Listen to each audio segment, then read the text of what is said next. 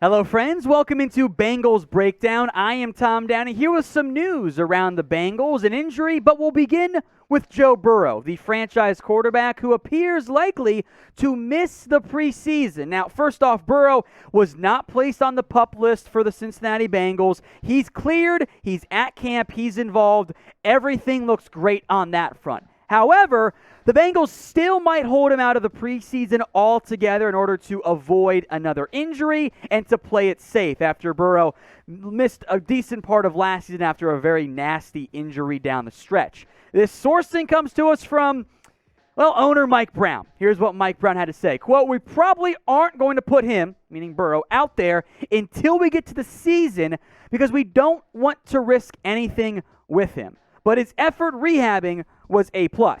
So if that ends up being the case, if the Bengals do not put Burrow out there in the preseason, that means the next time we'll see him actually out there is week 1 of the regular season. Of course, excluding training camp on that front, That means he'll miss games in the preseason against the Buccaneers, against the Washington football team, against the Miami Dolphins, and then we'll be back for week 1, regular season, in September against the Minnesota Vikings. Now, Burrow last year, I thought, showed more than enough promise to have faith in him as a franchise quarterback. Yeah, the QBR isn't elite. Yeah, Justin Herbert outplayed him, admittedly in a much better situation than Joe Burrow, but Burrow also outplayed Tua.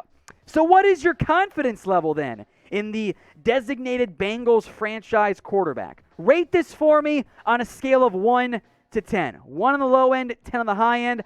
I know that Burrow doesn't have the elitist of arms, but I feel pretty good about him being a franchise quarterback. The fact that he's already back out there at camp is a big deal for me as it relates to his medical and injury recovery. Now for some bad news for Cincinnati. They are not going to have 7th-round rookie edge rusher Wyatt Hubert. He is out for the year, suffered a torn pectoral before camp, and his rookie season is shelved before it actually even gets underway. Disappointing development for Hubert, although it will allow the Bengals to kind of injury stash him for the season and hope he can develop into a potential depth piece down the road. The Bengals front, which is a little bit more of a 3-4 hybrid front, so bear with me as I explain it.